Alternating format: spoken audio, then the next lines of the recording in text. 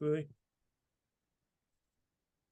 Hello, ladies and gentlemen, and welcome to another episode of the 286 Project with me, Chris Akers. And on this podcast, we talk about arts, culture, politics, sport, and anything else we can think of. Now, today's guest is a esteemed sports writer. I've followed his work for many years, and I imagine some of our audience have too. It's a esteemed sports writer, Donald McRae from The Guardian. Hello, Don.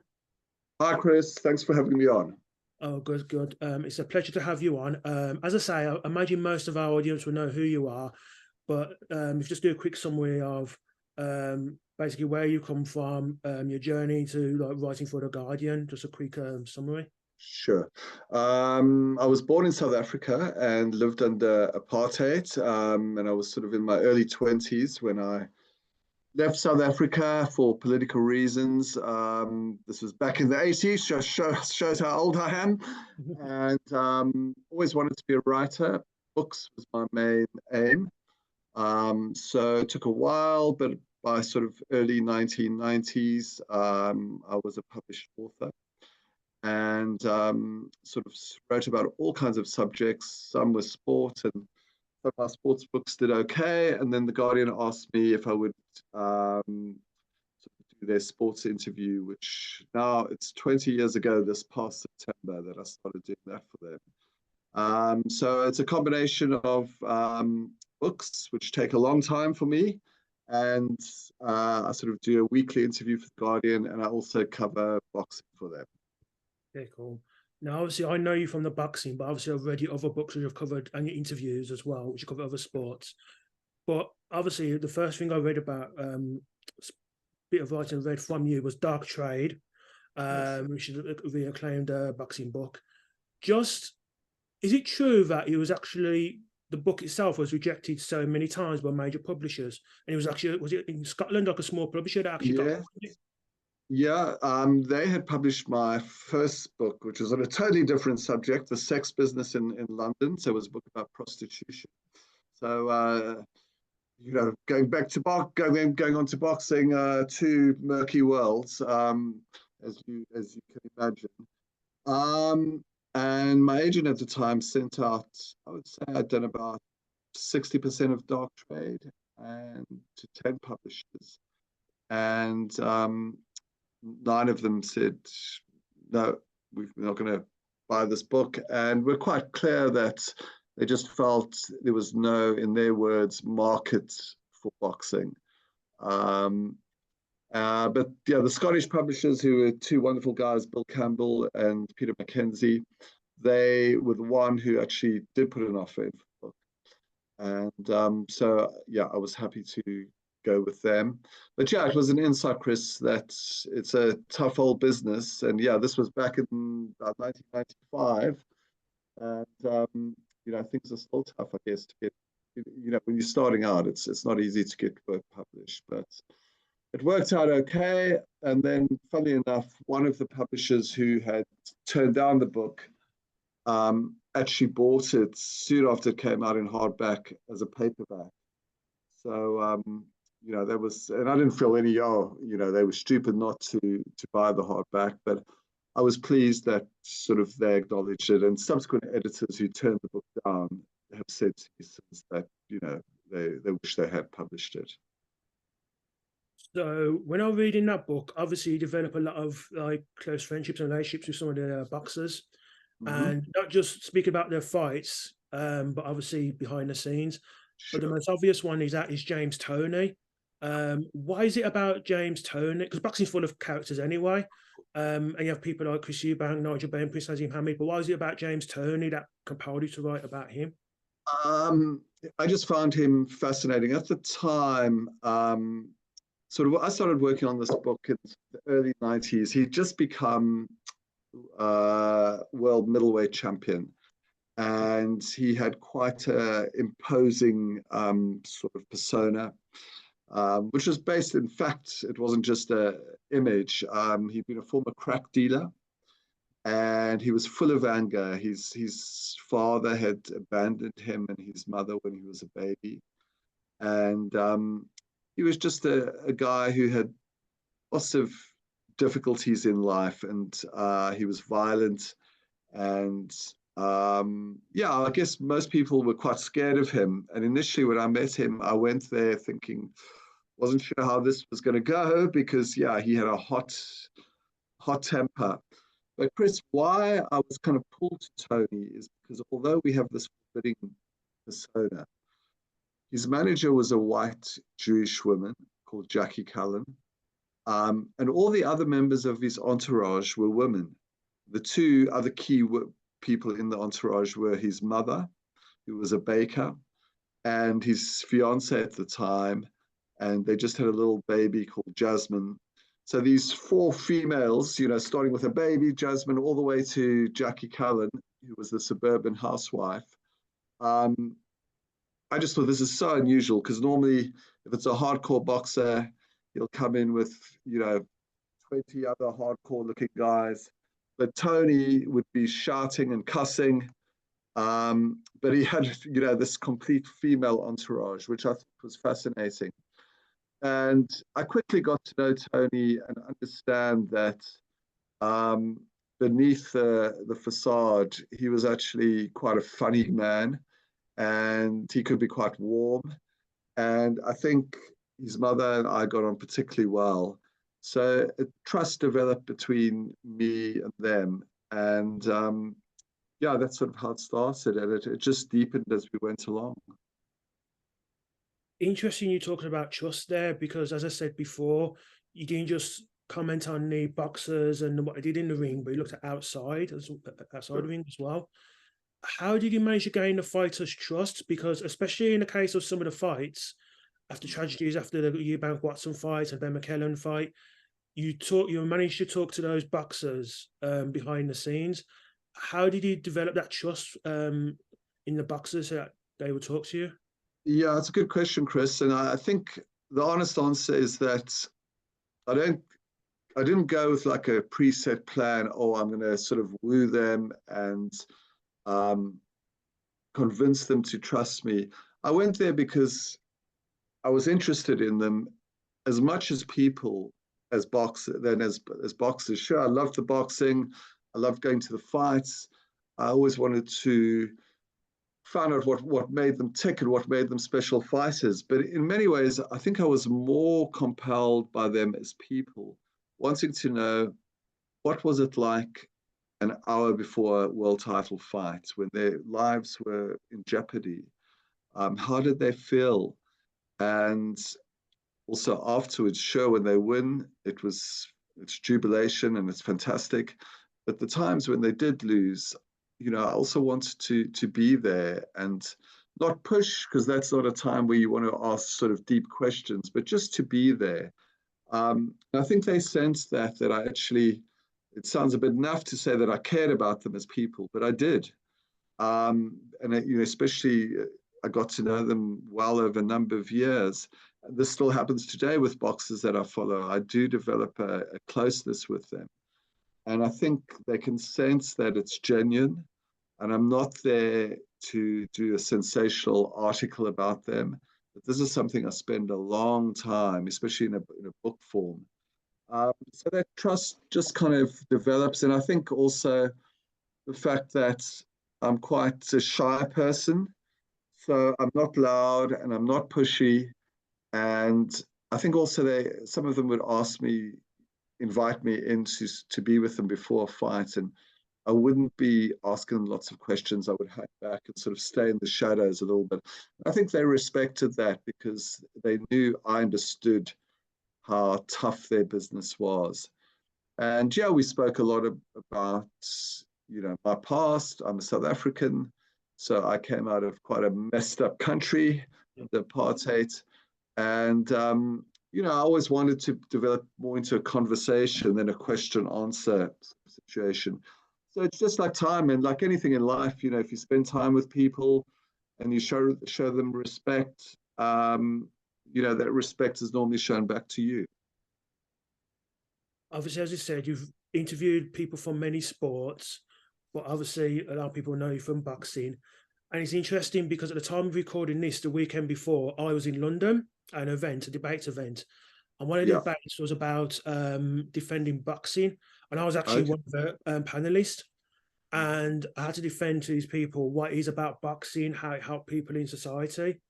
Sure. And I want to ask the same question to you. What is it about boxing that compels you? Because a lot of people who don't like it might see it as just two people beating the hell out of each other, but it's obviously a bit more sophisticated than that. So why is it about the sport that compels you? Um, it's a complicated question now because I'm working on a new book, which I'm going to answer your question in a minute, but just give you some context. I'm working on a new book, which is, I don't want to say it's like dark trade because it certainly isn't, but it's similar in the sense that it takes place over about 5 years, like dark trade did, and it follows a small number of fighters closely. But I don't know how you feel about boxing, Chris, but the last few years it's been difficult. There's so much, excuse my language, bullshit in boxing at the moment. And I just feel it's getting darker and more corrupt as we go along, with its doping, with its Daniel Kinahan's involvement in boxing, with its boxing getting deeply embedded in Saudi, with all the complexities of that situation. So it's harder now to defend boxing than ever before, I personally feel. However, in answer to your question, it is easy for me to actually, I think, make an argument about the positive sides of boxing. And if we take someone like James Toney, yes, he was a crack dealer. He was lost. He didn't have a father. His life was going down a bad path. But because of boxing, his life did change, and it gave him a discipline and a focus and a purpose in life. And he totally transformed his life. Um, and that's just, it's almost become a cliche how boxing can save certain individuals, men and these days women as well, who become fighters. And although I'm ambivalent towards boxing as a business, and sometimes I dislike it intensely, on the whole, my passion for fighters and my belief in the boxers themselves is fairly profound, because these are men and women who face their darkest fears, um, you know, and can talk about those fears with an honesty, um, and an insight that is often missing in a normal kind of sports interview. So, for all the ills of boxing, and the fact also that we can never ignore the fact that it does damage people, people suffer brain damage and even death. Um, I still believe that there's a lot of good in boxing, and that it gives opportunities to those who normally would not be given much opportunity in life. So it's a long-winded question, but I don't know whether that tallies a bit with your own feelings towards boxing. Yeah, it does. I mean, when I was on the panel on Saturday, one of the things I did make clear straight away is I got it out of the way, like the PEDs, the Yeah. organisation, not just at the professional level, but even at the amateur level now. But I did say it gives hope to many It people as well. does. And funny enough, one of the people on the panelists actually worked for England Boxing. Okay. He's only young, I think he was in mid-20s, and he talked about how boxing turned his life around, and how he used to work as a class teaching assistant, and how he'd used boxing to help this one particular person like come out of a Yeah. shell. Yeah. So yeah, I do agree with you. It can frustrate you sometimes, Mm-hmm. absolutely. But I do see, and after interviewing so many people myself, when I've Yeah. websites, you do see the good it's given to people, not just people boxers themselves, but even people associated with the sport as well. Absolutely. And there's another boxer who I'm close to at the moment, called Isaac. Well, I'm close to him not just at the moment, but I'm a good friend of his, as he is of me, called Isaac Chamberlain. And Isaac is not a world famous boxer outside of boxing, but for me, he exemplifies so much of what is good about boxing. And that word you used, hope, is key. And Isaac, as a young London Londoner, lived in Brixton. He was lost again. He didn't have a father, a bit similar to James Toney in the sense that he was at the age of 11 or 12 was working for a gang in Brixton who were dealing in drugs. So he would, on his little bicycle, take packages of crack and cocaine, and deliver them. And he was on the path to, as he says now, to going to jail. And it was only when the police did a stop and search, as he was getting off a bus and he managed to escape, that his whole perspective changed. And he just thought, no, I do not want to end up in jail. This is just bad. And he had discovered boxing, and he'd gone into a gym and just fallen in love with what he called like the sounds and smells of the gym. And, suddenly Isaac had a way to get out of that gang world, and where drugs was an opportunity to make money. And suddenly boxing took the place of the drug dealing and gave him an opportunity for hope and an opportunity to better himself. And Isaac is a particularly, as a young man, I didn't know him then, obviously, but the way he talks about himself, he was shy, he was insecure. No one ever said to him, Isaac, well done, until he got into the boxing gym. And there was a guy who was like sort of the janitor, who then started to do a bit of training with him. And suddenly, for the first time in his life, Isaac was being told, you're doing well, Isaac, you're getting better. And it was boxing and the people within boxing, as you said, it's not just the fighters themselves, who suddenly gave him this hope that he could be something more than just a guy tagging along with a gang. And he's had many, many ups and downs. But I was at your call with him just earlier this month, and he became British and Commonwealth champion. And it was just a poignant, beautiful moment to be with him, because for all the heartache he's endured, he got this little high, and he's now going to move to hopefully the next high, whether that's the European title and hopefully onwards to a world title. And these are just, so those are two I've mentioned, Tony and Chamberlain, totally different people, one in, near Detroit, one in Brixton. But both of them have been given a purpose by boxing that they wouldn't have got elsewhere. Yeah, I completely agree with you. And sticking a little bit with the boxing theme, although also going on to athletics, the second piece of work I read from you is In Black and White, where you look at the careers of Joe Louis and Jesse Owens almost simultaneously. Yeah. With Joe Louis, obviously, I'd read a lot about him anyway. Sure. Jesse Owens, I knew about the Nazi Olympics and Sure. a bit after that. But other than the fact that in their own ways, they dealt with Nazi, like athletes from Germany from that period, why was it about those two athletes that you thought, actually, I want to do something where I'm comparing them side by side? Well, it was a weird time of my life. I just finished a book, and I wasn't working for The Guardian then, and I was working on the idea of a novel. That's what I wanted to do. But actually, I kind of quickly worked out that this novel wasn't going anywhere. And I suddenly stumbled just by chance that day when I decided that I need to actually change tack. And I found this little newspaper clipping, which spoke about the fact that in 1936 or 37, actually, excuse me, in 1938, Jesse Owens had been beaten by Joe Louis in what they called the 60-yard dash. Jesse Owens was the fastest man in the world in 1936, won 4 gold medals at the Nazi Olympics. Joe was a heavyweight boxer, kind of a slow guy in many ways. I was thinking, well, how could Joe, the heavyweight boxer, beat Jesse Owens in a 60-yard dash? And why were they even doing this? And that was the kernel of that idea that sort of just suddenly gave me the impetus to explore these two athletes' lives. And I found so many things that bound them together. They'd both been born in Alabama, both born the same year, both sort of came to fame in the sort of mid-1930s. Owens in particular with the Nazi Olympics in 1936. And Joe Lewis, just before those games, had lost to Max Schmeling, who was the German heavyweight.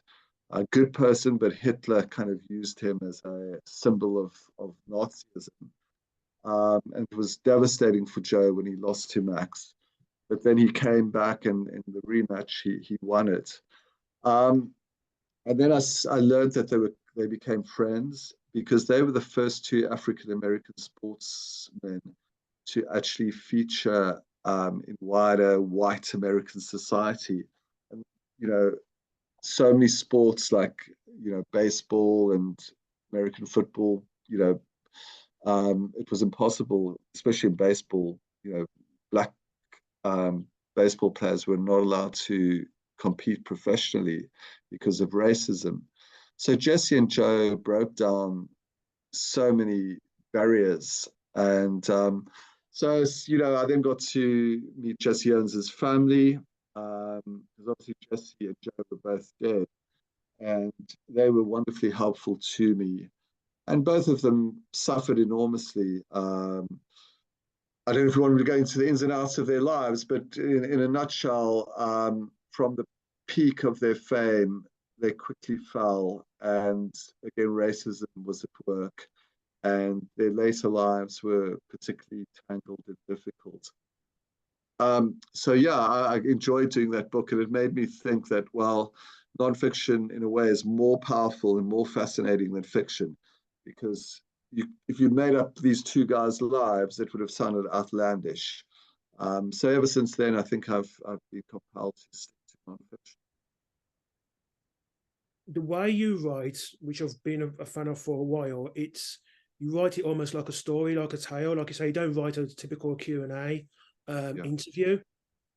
And we talked about trust and trusting, getting people to trust you, that you could write about in that intimate way. Has there been any difficulties with anyone you've interviewed where they've just been awkward in terms of A, being interviewed, or B, not wanting to reveal everything about themselves? I think there's a difference between, when I'm working on long projects, book work, where, I move slowly and I develop a trust over months and maybe even years. With the Guardian work, obviously I'm interviewing many famous people, and most of the time I've never met them before. And you might only have like 30 minutes, and they'll have their agent with them and a whole gaggle of people, to PR people and so forth, who want to control the interview. Those interviews are hard to do because it's almost impossible to build up any trust in such a short time. So those ones, there have been many cases where it's been a test and a challenge.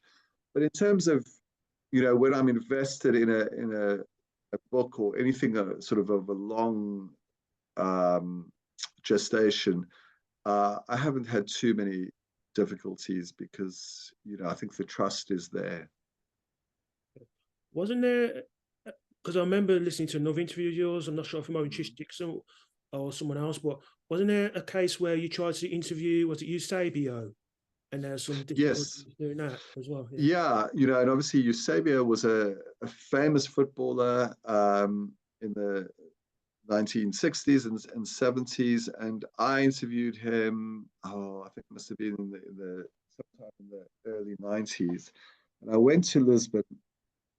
And do you want me to tell the story, or? Yeah. You can tell us. Yeah, I'll keep it as short as possible. I went to Lisbon, flew in, and the interview just was an absolute disaster. Within 4 or 5 minutes, I knew we were going nowhere, and he just didn't want to do it. And we sort of stumbled along for about 20 minutes and kind of gave up. Um, we did a photo shoot, which was even more of a disaster. And he just was saying things like, "Oh, you people are stealing my souls, taking photos of me." And I sort of called up the Guardian and said, "Unfortunately, it's been awful." And we sort of said, "Oh, well, just put it down to bad luck." But then I went back to the airport sort of early evening, and I was waiting for my plane. And who should I see but Eusebio sitting there? And so I kind of went over to him and and it was a bit awkward initially, but he then kind of half apologized. He was flying back to Mozambique, where he was from originally, and with me being South African, he said, "Oh, I was tense today, and I knew I was flying back." And we ended up, we did for about 20 minutes, we did the interview at the airport, and it worked out okay. So I was lucky. So there's been one or two. Venus Williams, famous tennis player. First time I interviewed her, it actually was over the telephone, which I don't like doing because I'm far better, I think, to do it in person. It just didn't go well. And eventually I said to her after about 10 minutes, "Venus, you don't want to do this, do you?" And she said, "No." And I said, "Okay, let's call it off." And I abandoned that. But I got to interview her another time, and she was much better then. But yeah, they're few and far between. I've done thousands and thousands of interviews, and I can count them almost on one hand when they've been disasters like that. So I'm fairly lucky on the whole. But yeah, Chris, there are times, if you're doing a newspaper interview and it's with someone famous, and it's not my style to be antagonistic or tough. I prefer to have a kind of easygoing conversation, but sometimes I have to say to them, you obviously just don't want to do this, or this is not going well, is it? And they say, "No, no, no, it's okay." And then I say, "Well, how can I make it better for you?" So sometimes it then kind of opens up, and normally we get somewhere.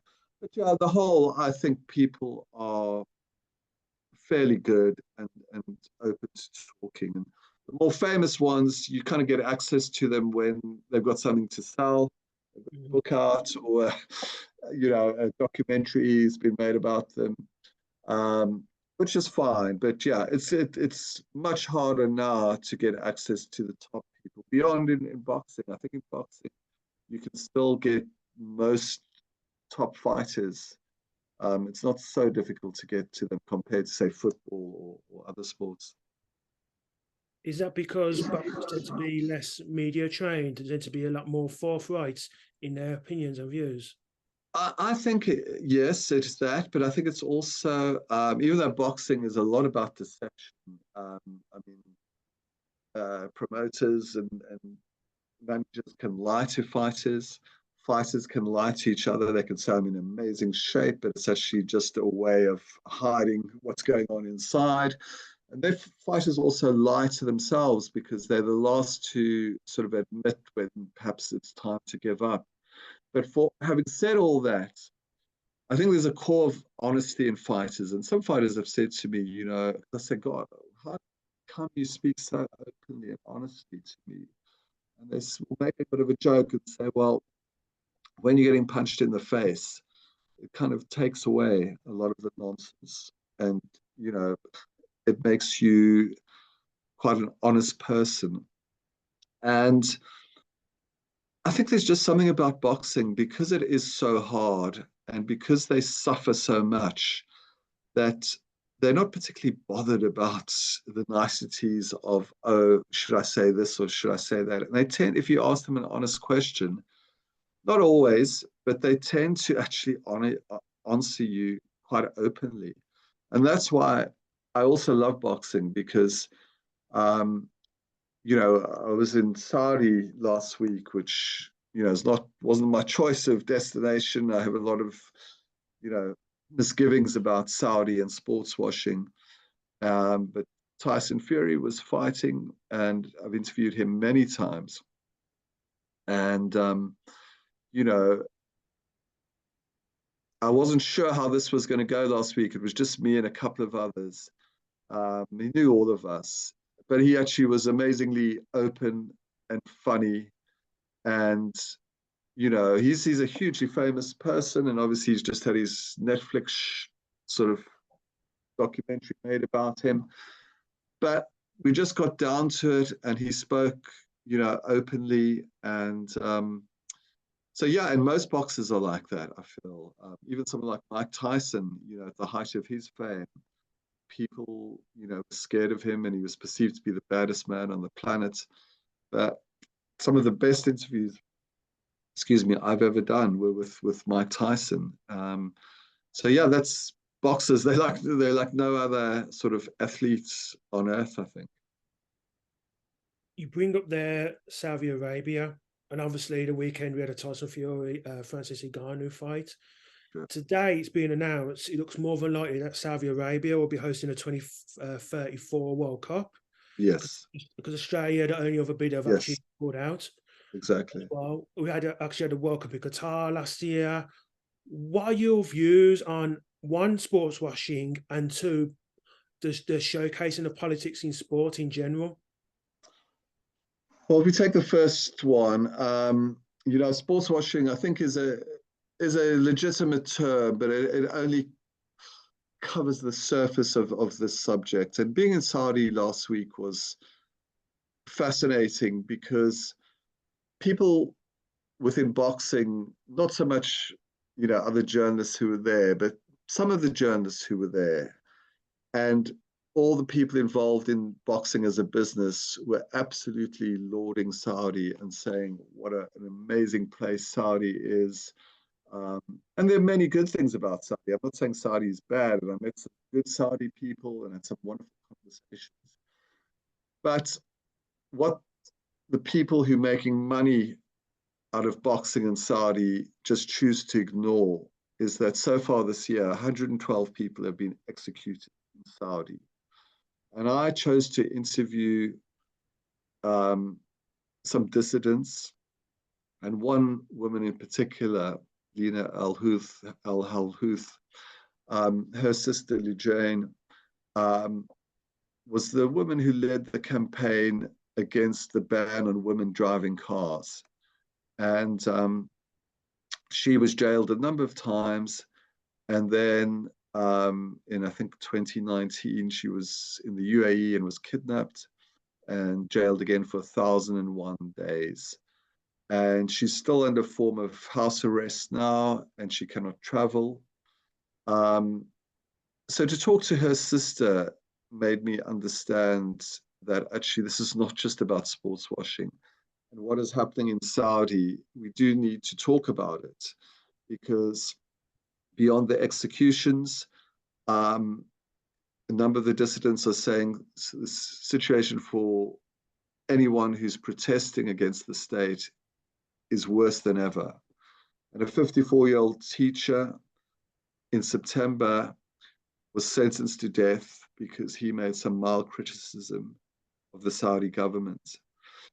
So whilst this amazing show was going on last Saturday night, and all these celebs, Ronaldo, Kanye West, Eminem, it was quite a scene going on in Saudi. I could not forget at the same time what's going on. And this is where I get a bit, with boxing, people who just sort of shut away the bad things that are happening in a country like Saudi, because it's, they're making so much money. And that's where I get uncomfortable with boxing and with sport, because going back to your question, we can see how Saudi is using football now, alongside even more than boxing now, as the central plank of its policy to attempt to change the public international image of Saudi. And I think we should still keep asking questions like, should the World Cup actually be going to Saudi? And when is it? 2034, is it? Yeah, 2034. Yeah. Should it be awarded to Saudi when there are, there's torture, there's jailing, there is executions of people who are making, fairly, as far as we know, mild criticisms. I'm no expert on Saudi, and I'm not attempting to, make any final definitive judgments. Just talking to people who live in Saudi and who have, are in a battle with the government, I think it's important we hear their voices and it gives them some kind of platform to articulate how they see the situation in their own country. Do you think we're the public at whole are naive about sports washing in the sense of, yes, there's been more highlighting of it. So, like I said, the Qatar World Cup last year. Yeah. But really, and I'm not saying this makes it right, but really, this has been going on for decades. I mean, you could go back to the Rumble in the Jungle. You could go back to the World Of Cup in course, 1978 as well. absolutely. So it's not a new thing, and it's not just sport who needs to examine its conscience. It's the governments of perhaps the UK and the US who have dealt with these sort of regimes.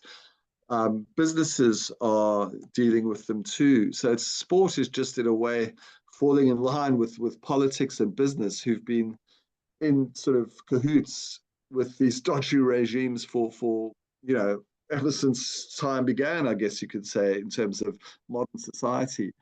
And yeah, you make such a good point because actually I went to see a play not too long ago, which was about the rumble in the jungle. And Mobutu Sese Seko, who was the leader of what was called Zaire, it's Democratic Republic of Congo today, but that was a dictatorship. Don King took that fight there, and Muhammad Ali, who in many ways is the most important fighter there's ever been, and who had more of a political conscience than any other fighter, perhaps. Ali succumbed to that, and he went to Zaire, and but the money was so big, so it's nothing new, and so I'm not sort of wanting to cast aspersions against promoters today or boxers today and say, oh, they've changed things and they're awful. As you say, this has been done for so long. But I think it's so important we ask questions and we ask sportsmen, to consider whether they are doing something that is the correct thing. And what happened to Jordan Henderson, who I've interviewed before, and fundamentally, I think he's genuinely a good person who's done a lot of good things. And he obviously has been vilified since he left Liverpool and joined a club in Saudi. And I think from the outside, it looks he's a bit kind of bewildered. Why is he being picked out? And it does seem a shame that he is kind of a scapegoat. But I think especially for him, who had defended gay rights, to now be in Saudi, it looks almost as if all the things he stood up for now no longer matters so much to him when he's making so much money. And again, I'm hesitant to, criticize individuals because they all have to make their own living. But I think we've got to continue to ask, searching questions about, places like Saudi and Qatar and elsewhere in the world. With athletes and the politics, do you think it's almost, not all of them, but sometimes a faux outrage from them? And what I mean by that, as an example, if you look at the Qatar World Cup with the rainbow laces, all the players Yes. seemed determined to do that, and then they said, and then I think FIFA said, well, anyone who wears them is going to be booked. Yeah. And then the players kind of after that just change their opinion. Is that one thing that disappoints you, where they'll say that they support something, but you see a lot of athletes pull back at the slightest Yeah. pushback? Well, it's again, I'm a bit loath to sort of criticize them because, it's a World Cup, and if you are going to be, banned from playing or whatever other punitive things they were saying they were going to do to the players, I sort of understand. Look, ultimately, I guess personal ambition comes before your ethics sometimes. And in an ideal world, we would all stand up and we all would stick to principles. But easy for me to say because I'm not an international sportsman. I'm not being paid millions of dollars to do things. I like to think I would stick to my principles and I would speak out, but I'm a bit hesitant to say, oh, I'm disappointed in them. I think it's just the way it is. And ultimately, in sports, as in life, money talks and money dictates how people act, unfortunately. How has sports writing changed since you started yourself? And as an addendum to that, are there any sports writers or even just other journalists whose writing you admire or have admired from the past? I would say the biggest change is in terms of access. Talking to, and as I said, I'm an old person, 62, but talking to writers who came before me and knowing how they worked, the guys sort of, if we stick to, say, boxing, well, we look at boxing and football. Someone like Hugh McIlvanney, who would be, I think, considered to be perhaps one of the greatest ever boxing writers there's been, and football writers. Um, he would be able to, as with all other journalists of his time, have Muhammad Ali's number, call up Ali, and then he would go over and spend, if he was in the States, spend 4 or 5 hours in Ali's company, just shooting the breeze and interacting. No agents, no managers. Same with football. What would be called an old first division, I call the Premier League, obviously, but players who were playing in the first division for Arsenal or Liverpool or Tottenham, they would come out after a game, walk to the car park, and journalists would be waiting for them, and they'd have a chat. Often they would meet in the pub and over a beer, discuss the game. So that's the biggest change, because I think, going back to that key word of trust, I think the sportsmen and women learn to trust certain journalists, because sometimes they would tell the journalists things in confidence, and the journalists were ethical and didn't use that to sell a story. So that trust developed. And I think it then enabled the journalists to write about sports in a much more nuanced and informed way. Whereas now, Chris, it just seems like it's this big divide. You've got the journalists on one side and the TV people, all the media people on one side, and these famous, pampered sports people on the other side. And it's so difficult to cross the divide and get common ground between the two. And when that does happen, I think there's a mutual understanding. I think the sports people begin to understand, well, oh, actually, not all journalists are out to nail us. Some are attempting to understand and to present our lives in a sympathetic way. And the journalists, in turn, they learn that, oh, well, this guy might be making £250,000 a week as a footballer, but he actually also has human difficulties, human challenges, adversity, doubts, fears, and therefore they can start to write about that famous person, not as an icon, but actually as a human being. So that whole question of access, is important. And I've interviewed some Premier League footballers that, without naming names, I felt that we could have done so much better, but there would be 5, 6 people sitting in on the interview and attempting to control it. And I think anyone who makes it in sports, like any aspect of business, even if they're not highly educated, they tend to be intelligent. Because if you become a world-class athlete, you're not dumb. There's definitely an intelligence at work.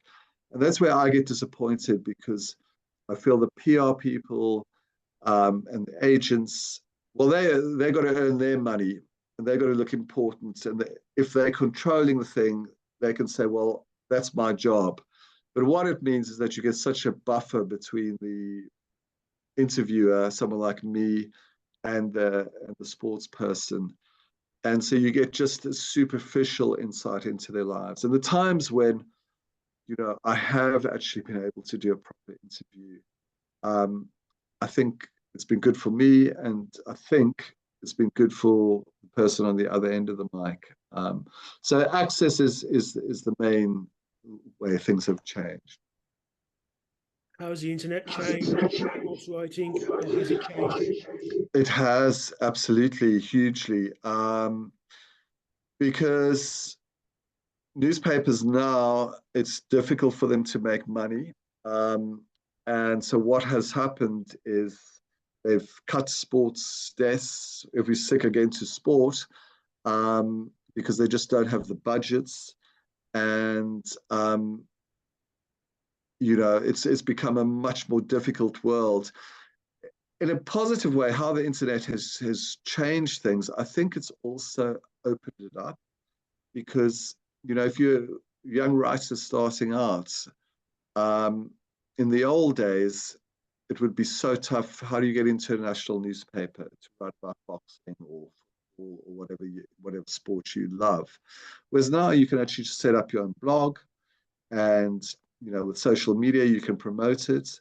Of course, it takes time to build up a following, but it's given it a democratic feel, which I think is wonderful. And I think it also has shaken up sports writing, because now, some of the people who were working in the old school mainstream media got lazy, and they would just sort of churn out their stuff and do the bare minimum.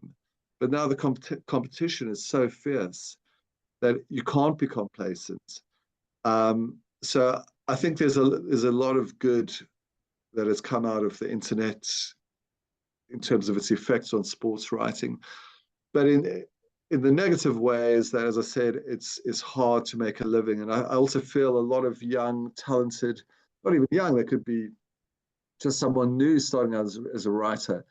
I feel they get exploited, because if they could get access to sort of a national newspaper website, sometimes they do things for peanuts, sometimes for nothing, because it gives them an opportunity to get a bit of a platform.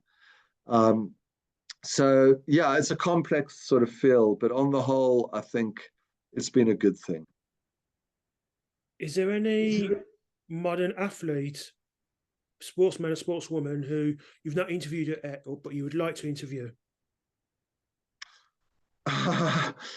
That's I guess the one I guess it's never ever going to happen. The one I would like to interview is Messi, just because I think he is an amazing footballer, obviously, and I think his life has been fascinating. I'd like to talk to him about Barcelona, but particularly about Argentina. And if you think, this last World Cup, what he did, and finally winning it after all those years of pain. Yeah, I'd love to interview Messi, but I've heard one or two people who have had a few times interviews with Messi. It's impossible. Even if you speak, fluent Spanish, he just doesn't like to do it. So yeah, I guess he would be the one. Right, cool. And finally, then, you kind of mentioned it earlier in the interview, but what are you working on now? You're working on a new book. Are you got anything else in the pipeline? I've been working on this book for a long time. It sort of ostensibly covers boxing end of 2018 until the end of this year. But I think it's actually going to spill over into next year. And so between that and, doing all my Guardian work, there's not much time for anything else. So that's keeping me busy. But the end's in sight, and I think another 6 months will have finished that book. But I think it could only come out in 2025, beginning of 2025. Okay, okay. Well, Don, it's been an absolute pleasure talking to you. It's been a great Thank you, Chris. insight. If people want to see more of your work, where can they go to? Do you have your own website? I do have a website called donaldmcrae.com. I've been so busy, I haven't updated it much, but certainly in terms of, there's 12 books on that website that, there's quite a detailed breakdown of each book. And otherwise, in terms of my journalism, you go to the Guardian website and you'll see my name there. So yeah, but thank you, Chris. It's been fantastic talking to you as always. And as you know how much I admire your work and what you do. And it's wonderful you doing this podcast now. Well, cool. Thank you. Thank you very much. Okay, Chris. Thanks so much for having me on. You do. Take care.